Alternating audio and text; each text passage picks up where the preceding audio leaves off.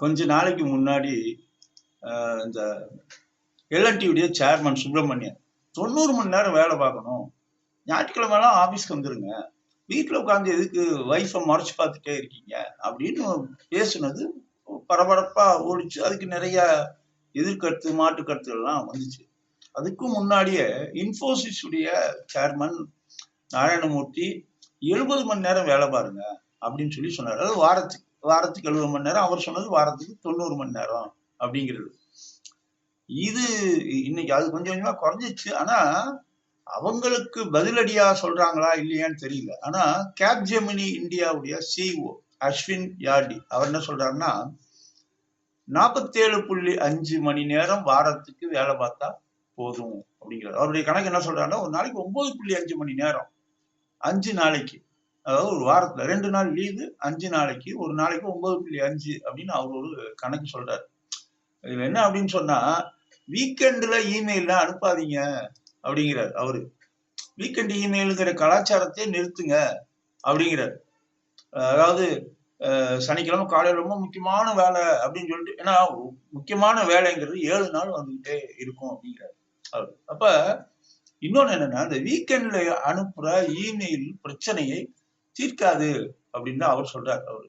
Okay, அது மாதிரி சிந்து கங்காதரன் அவங்க இந்த சாப் லேப்ஸ் உடைய எம்டி. ஓகே, அவங்க என்ன சொல்றாங்க அப்படின்னு சொன்னா, ஒரு வேலையை எடுத்துக்கிட்டா 30 நிமிஷத்துலயும் பண்ணலாம், அதே வேலைய 15 மணி நேரம் இழுத்தடிக்கலாம் அப்படின்னு அவங்க சொல்றாங்க.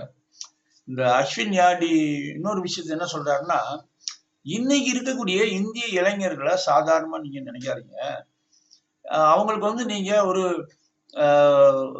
உங்களுக்கு ஆர்டிபிஷியல் இன்டெலிஜென்ஸ்ல நீங்க ஒரு ப்ராஜெக்ட் கொடுக்குறீங்க அப்படின்னு சொன்னா, அந்த ப்ராஜெக்ட் முடிக்கும் போது he wants to be in a job.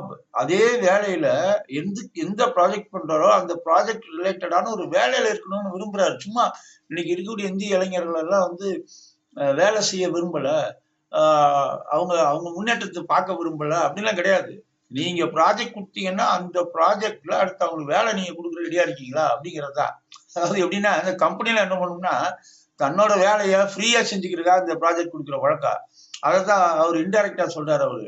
நீங்க அவங்களுக்கு வேலை கொடுக்க, உங்க கம்பெனி அதுக்கு தகுதியா இருக்கா? நீங்க எப்ப பார்த்தாலும் இன்னைக்கு இருக்கக்கூடிய இளைஞர்கள்லாம் அப்படி இல்லை இப்படி இல்லை இப்படின்னு சொல்லிட்டு, இன்னைக்கு இருக்கக்கூடிய கம்பெனிகள் அந்த இளைஞர்களின் அந்த பசி இருக்கு இல்லையா, நான் வேலை பார்க்கணும், அந்த பசிக்கு இறை போட தயாரா இருக்குதா அப்படிங்கிற கேள்வியை அவரு முன்வைக்கிறார். ரொம்ப முக்கியமான விஷயங்களை இந்த 2 பேரும் இன்னைக்கு பேசியிருக்காங்க. இவங்க இந்த டிபேட் ஓடிட்டே இருக்கு, நல்லது. ஏன்னா பொதுவா எல்லாரும் இன்னைக்கு இருக்கக்கூடிய தலைமுறை அப்படி இருக்கு இப்படி இருக்குன்னு ஒரு நெகட்டிவாவே பேசிக்க நேரத்துல, இந்த 2 பேரும் வேலை தரக்கூடிய இடத்துல இருக்கக்கூடிய இந்த 2 பேரும் இன்னைக்கு டெக்னாலஜி ரொம்ப மேல போயிருக்க இடத்துல இளைஞர்களுடைய எதிர்பார்ப்பு, இளைஞர்களுடைய அணுகுமுறை பற்றி ரொம்ப தெளிவா 2 பேரும் சொல்லியிருக்காங்க அப்படிங்கிறது தான்.